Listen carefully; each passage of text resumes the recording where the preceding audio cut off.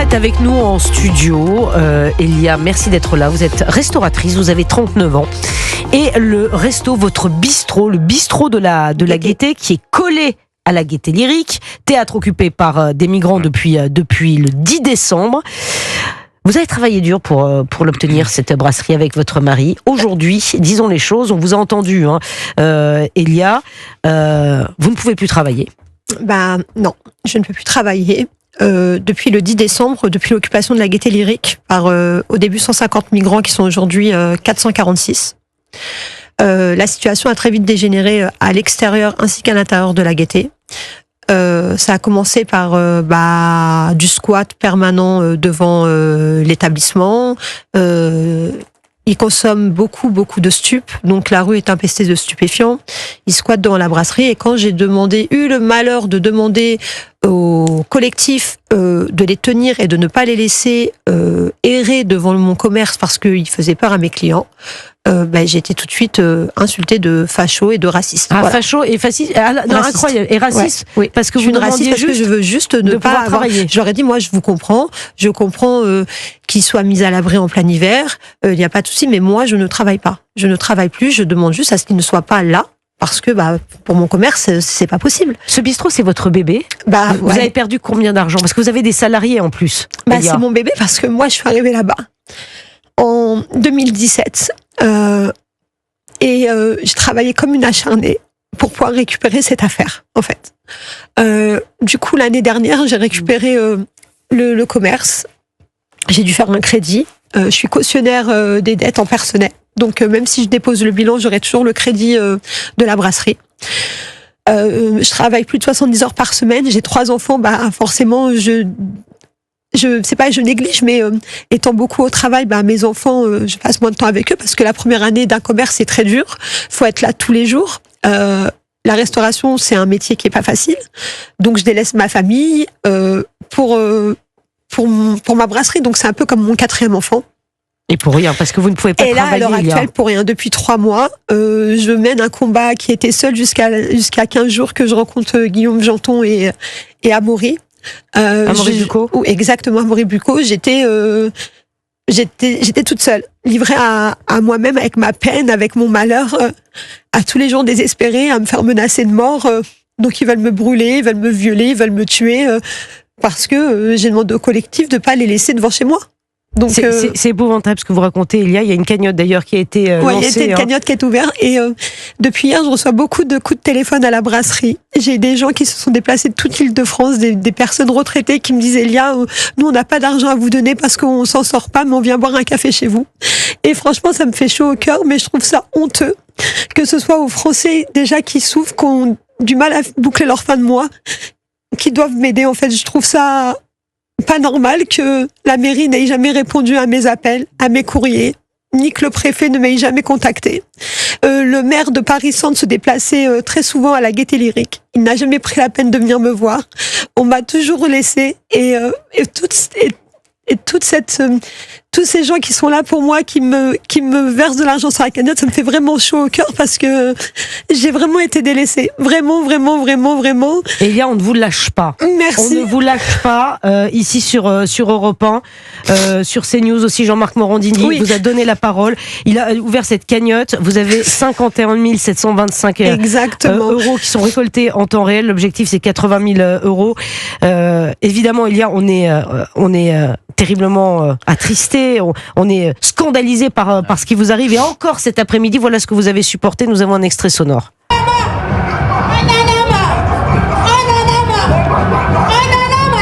Nouvelle manifestation sauvage devant le théâtre et devant votre établissement. Exactement.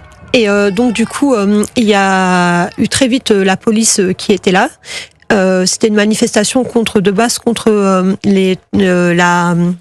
les gens tués par la police meurtrière.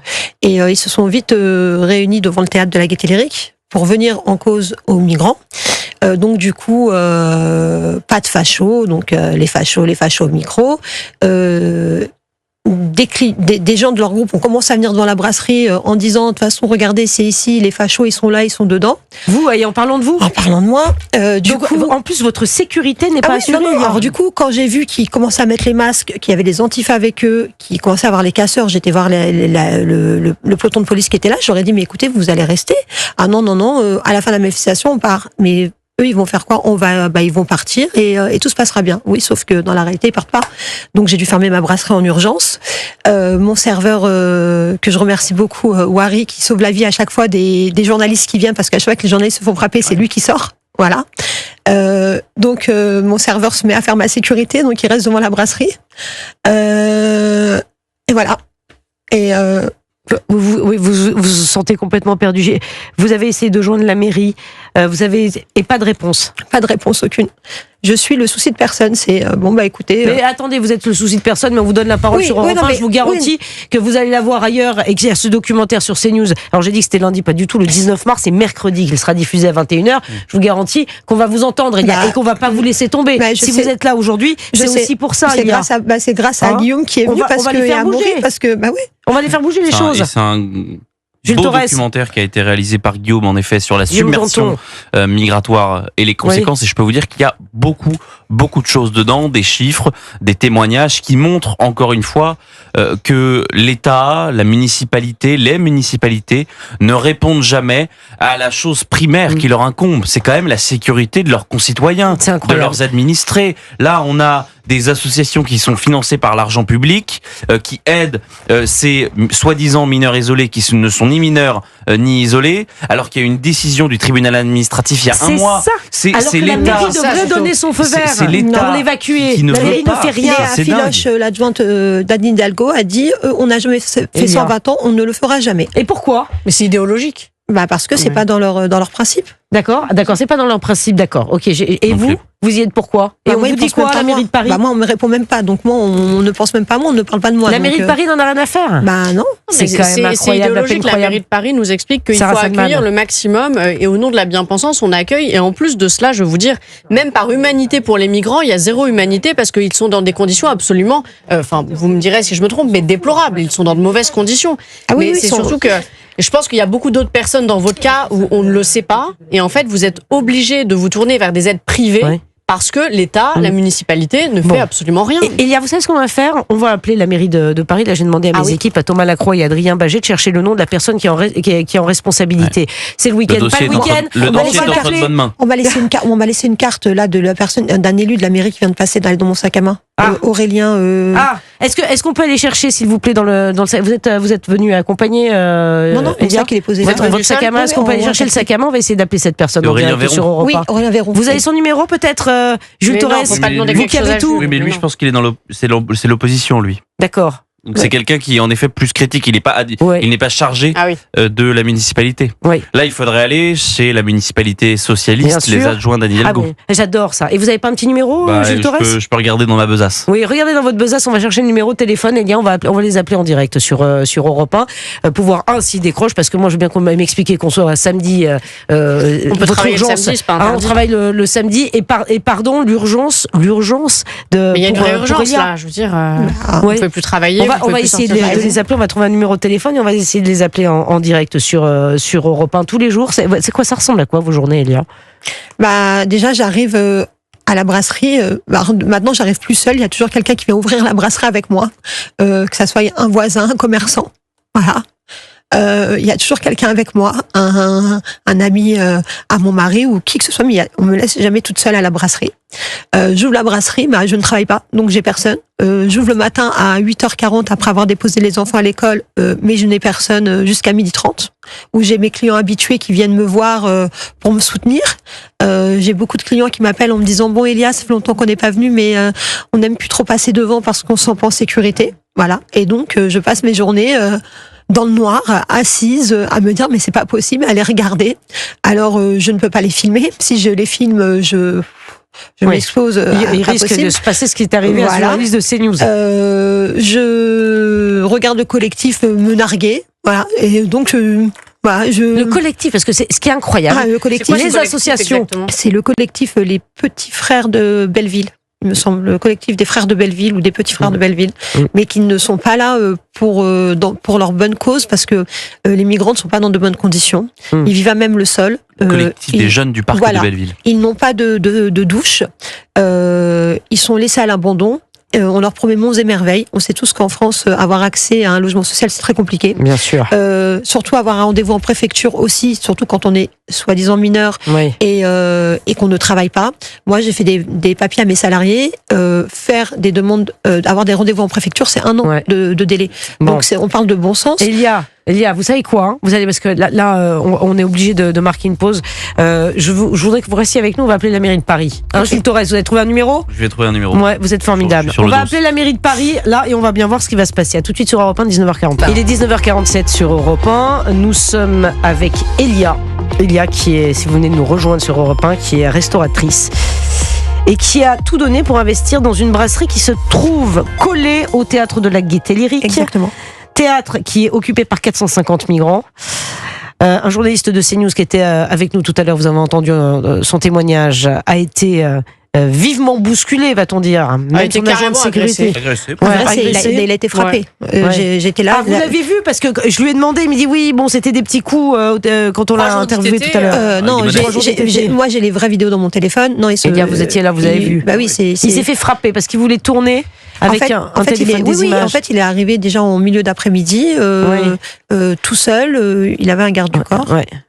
Qui était devant, mais au début on ne savait pas que c'était son garde du corps, et il avait son téléphone. Monté crescendo, c'est monté crescendo. Parce que il nous l'a raconté tout à l'heure. Elia, ce que je voudrais, c'est qu'on appelle la mairie de Paris. Donc nous avons le numéro d'Anne Hidalgo. On va tester sur Europe 1. Et sinon, nous appellerons, s'il vous plaît, la régie, le 3975.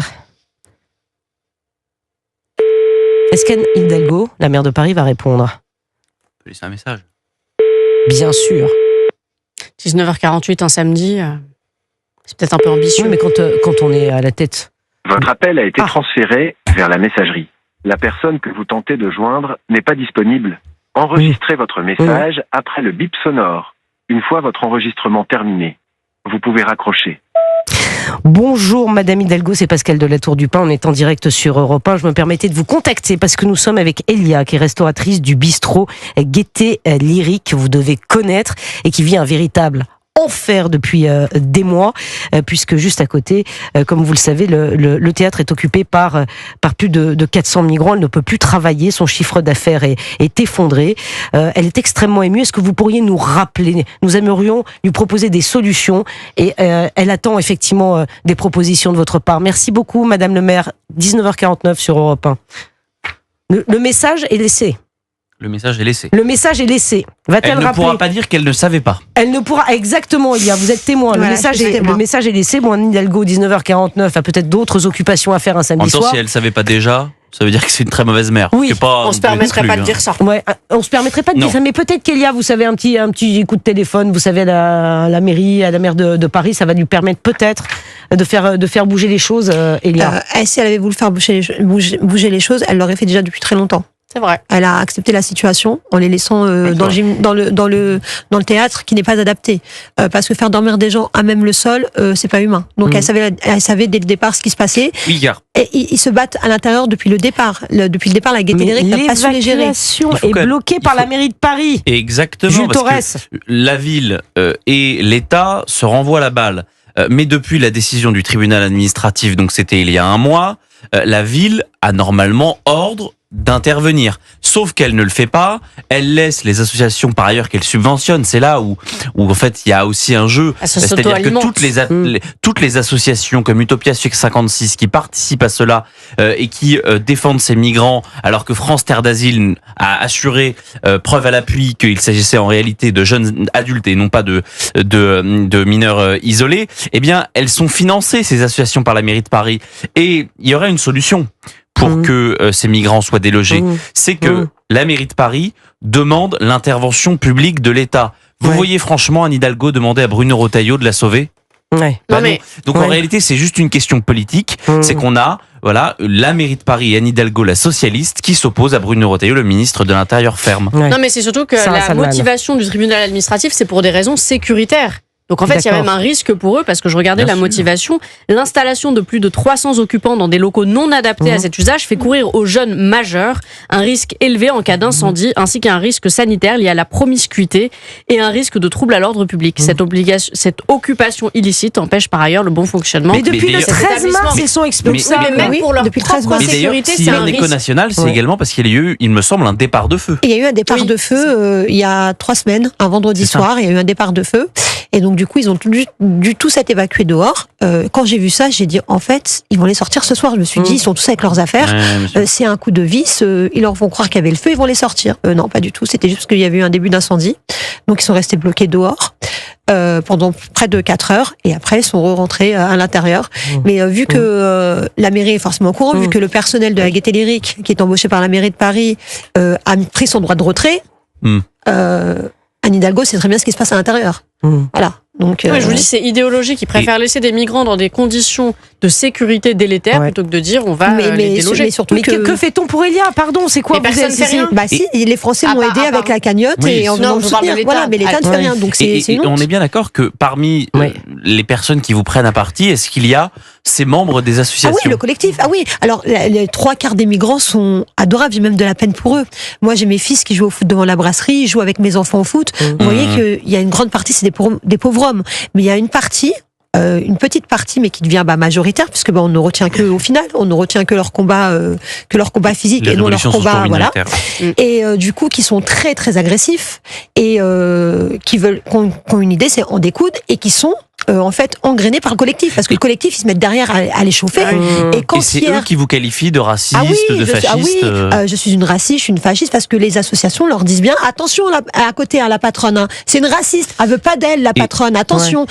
Donc il leur dit ça. Donc quand vous faites engrainer, forcément, et quand ils se battent, et quand ils se battent entre eux, que ce soit à l'extérieur, à l'intérieur, qui frappent des journalistes, personne ne bouge, le collectif les regarde, ils mettent leur masque, ils les regardent. Voilà. Ce qui est drôle, c'est quand même c'est des petits bourgeois qui appartiennent à des associations subventionnées par l'État, qui disent à une femme franco-algérienne, je crois, mariée à un Malien, qu'elle est raciste et qu'elle est fasciste. Enfin, on marche sur la tête, pardonnez-moi. On fait partie de l'immigration vendue. Nous, mon mari, c'est un faux noir parce qu'il est trop francisé. Moi, je suis une fausse arabe ou soit une harki parce que j'ai un bar. Donc, nous, on n'est pas du tout identifiés. Voilà, il y a des degrés. Non, il y a des degrés. Bien sûr. Oui, moi, je peux pas être musulmane, je vends de l'alcool. Donc, à un moment donné, des degrés. C'est hyper intéressant de savoir ça. Bah oui, il y a des degrés. Et c'est là où vous voyez l'aspect quand même identitaire de tous ces gens-là, quoi, qui dès lors qui se mènent au long du lumpenprolétariat, dès lors qu'il y a un migrant qui est dans la rue, qui soi-disant est un mineur isolé, là on l'aide, c'est bien. En revanche, quelqu'un qui est assimilé, quelqu'un qui travaille, quelqu'un qui fait tout pour la société, eh bien non, on le range d'un autre côté de la société. Débrouillez-vous, c'est débrouillez-vous. Oui, parce que vous, il y a une vraie méritocratie, parce que vous êtes arrivé en 2017, là vous avez repris ce bar, vous travaillez nuit et jour. Exactement. Donc en fait, il y a une valeur travail, la méritocratie. C'est lamentable cette situation. On travaille comme pas possible, on paye des impôts, on paye de l'URSSAF, on a des salariés, on fait vivre un quartier. Moi, depuis 3 mois, je suis devenue complètement dépressive, alors que j'étais quelqu'un de joyeuse. Moi, mon café, c'est un endroit où on rigole, où j'ai mes clients habitués à qui je fais la psychologie. On a une grosse clientèle de femmes parce qu'on fait du karaoké, c'est toujours animé, et je me retrouve, moi, dans un état mental dans lequel j'ai jamais été, à avoir des nœuds, à prendre des médicaments pour dormir le soir. C'est pas normal que j'aie peur d'aller dans mon commerce. C'est pas normal. Elia, on va vous aider. On ne vous lâche pas. Merci. Elia, la cagnotte, c'est GoFundMe, si vous voulez la donner, participer, si vous pouvez, évidemment. Sauvons Elia et son bistrot. Elia, on vous lâche pas. Merci. Vous êtes courageuse de venir dans le studio, de répondre aux questions, de témoigner. Ne lâchez rien, Elia, ne lâchez rien. Je suis courageuse, mais moi, ma sécurité à côté, je peux vous dire que depuis hier, le collectif est assez remonté et que c'est très compliqué pour moi parce que là maintenant ils connaissent votre tête.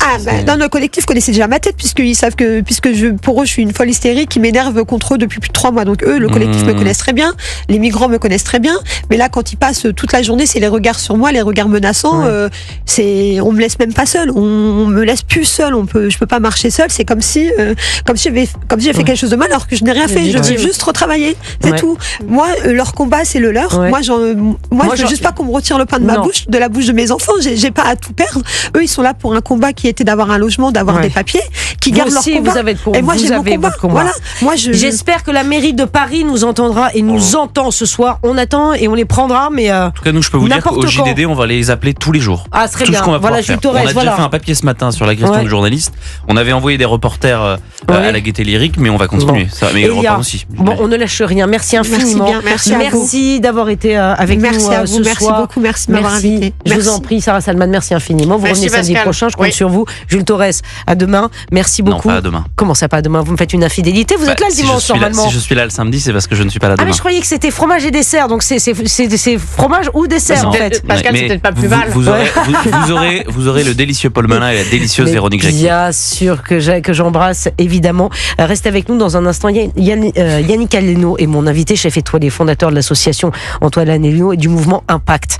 Le mouvement Impact. Il lance ce mouvement Impact. Yannick Aleno, c'est mon invité après le journal de 20h. À tout de suite sur Europe 1.